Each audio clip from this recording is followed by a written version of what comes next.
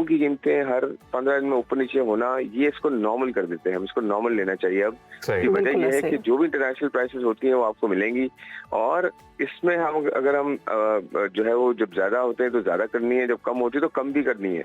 इसमें हमें बिल्कुल जो है ये नहीं करना चाहिए कि जी इसमें कुछ चेंजेस नहीं आ सकती। बिल्कुल आ सकती है, और कमी होती है तो होगी, नहीं होती तो जो होना चाहिए। लेकिन अच्छी अगर सप्लाई साइड होती है, पेट्रोल हमारे पास होता है, हम अपना ऑयल जो एक्सप्लोर करते हैं, रिफाइनरीज हमारी बेहतर इन्वेस्ट होती है, तो आपके यहाँ जो है पेट्रोलियम सेक्टर को डेवलप होना चाहिए। एग्रीकल्चर पर टैक्स नहीं है, या है इनफैक्ट उससे रिसीव नहीं किया जाता।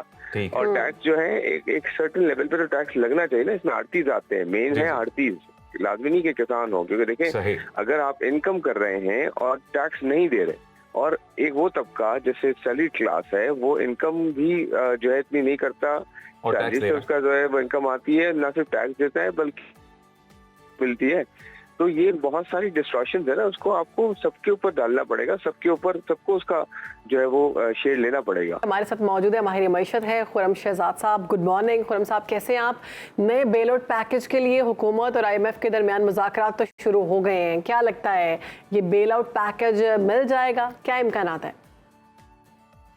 जी अस्सलाम वालेकुम एंड गुड मॉर्निंग। देखिए बिल्कुल ये मुझे लगता है कि हम काफ़ी सारी चीज़ें तो हम ऑलरेडी कर भी चुके हैं, क्योंकि उसमें बिजली की, गैस की प्राइसेस हैं, उसके अलावा जो है शरह सूद है, और उसके अलावा टैक्सेस लगाना था। ये सारा हमने मेरे ख्याल में पिछले 1.5 साल में किया है, जब हमारे पास छोटा प्रोग्राम था, और वो हमने कंप्लीट किया है।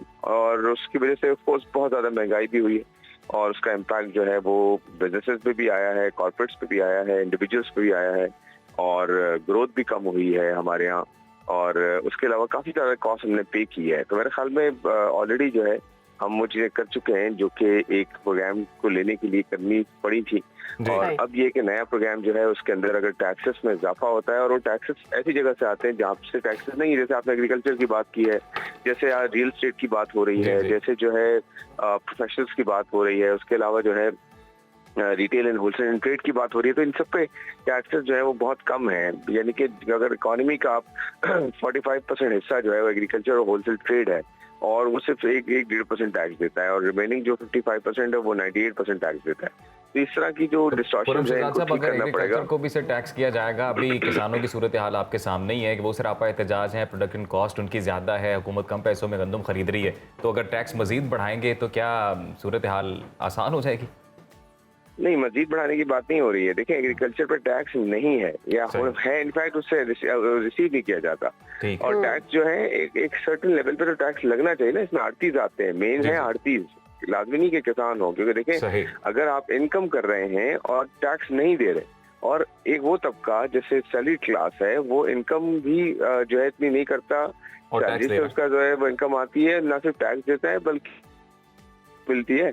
तो ये बहुत सारी डिस्ट्रॉशन है ना, उसको आपको सबके ऊपर डालना पड़ेगा, सबको उसका जो है वो शेयर लेना पड़ेगा। तो मेरे ख्याल में ये नहीं है ऐसा कि आप फार्मर्स पे टैक्स लगा रहे हैं, ऐसा नहीं है।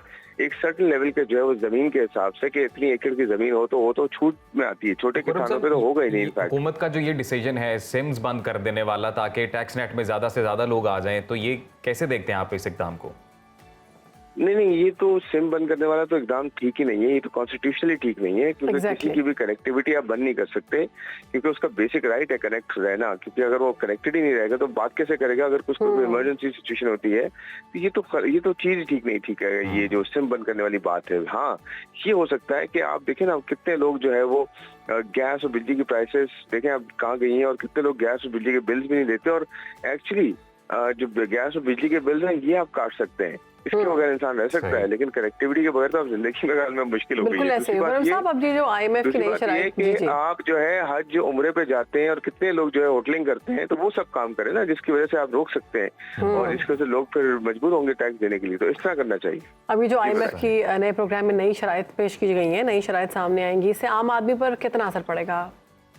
देखिए इसमें पेंशन की अगर बात हुई है, और पेंशन मेरे ख्याल में 1 लाख रुपए से ऊपर जिसकी पेंशन है उस पर टैक्स बिल्कुल लग सकता है, क्योंकि देखिए कितने सारे पेंशनर ऐसे भी हैं, आजकल तो डेटा का दौर है, और आपको ये पता होता है कि आजकल तो कितने ऐसे पेंशनर्स भी हैं जो कि बहुत ज्यादा अमीर भी हैं, और जिनकी जो है वो बाप दादा जो थे वो गवर्नमेंट में काम करते थे और माशाल्लाह अब उनकी फैमिली जो है कहाँ से कहाँ पहुंच गई है, लेकिन फिर भी वो पेंशन ले रहे होते हैं। तो इस तरह की तो हम रैशनलाइजेशन कर सकते हैं ना कि 1 लाख रुपए महीने से ऊपर इसकी पेंशन है, उसमें एक छोटा सा टैक्स तो मैक्सिमम कितना टैक्स लगेगा आपके अंदाजे के मुताबिक? देखिए मतलब अगर मैं और आप जो है वो मैक्सिमम टैक्स दे रहे हैं तो एक पेंशनर जो है अगर 5% टैक्स देता है, 8% 10% देता है, तो मेरा नहीं ख्याल इतना बड़ा कोई इशू होना चाहिए। लेकिन बात यह है कि हर चीज सही तरीके से हो, कम से स्टार्ट करें, बट लाएं जरूर सबको टैक्स में। दूसरे एंड पे सबसे इम्पोर्टेंट चीज क्या है, जो फॉर्मल टैक्स सेक्टर है, सैलरी क्लास है या इंडस्ट्रीज है या कॉर्पोरेट है, इन पर टैक्स कम भी किया जाए। अगर एक तरफ आपने इतना टैक्स बढ़ाया हुआ है और दूसरी तरफ भी टैक्स लगा देंगे तो वो टैक्स से इतनी ज्यादा इकोनॉमी हो जाएगी कि इन्वेस्टमेंट ही नहीं हो पाएगी, ग्रोथ ही नहीं हो पाएगी। तो ये दोनों बैलेंसिंग एक्ट करना पड़ेगा, तब जाके जो है वो चीजें ठीक होंगी। खुर्रम साहब, इतलात ये भी आ रही हैं कि पेट्रोल की कीमतों में भी कमी की जा रही है, 14 से 15 रुपए। तो समझते हैं कि ये होगी और इससे बाकी मामला भी बेहतर होंगे मईशत के? देखिए मैं आपको कहूँ कि मेरा इस पे ये स्टांस है कि ये पेट्रोल की कीमतें हर 15 दिन में ऊपर नीचे होना, ये इसको नॉर्मल कर देते हैं, हम इसको नॉर्मल लेना चाहिए। अब की वजह ये है कि जो भी इंटरनेशनल प्राइसेस होती हैं वो आपको मिलेंगी और इसमें हम अगर हम जो है वो जब ज्यादा होते हैं तो ज्यादा करनी है, जब कम होती है तो कम भी करनी है।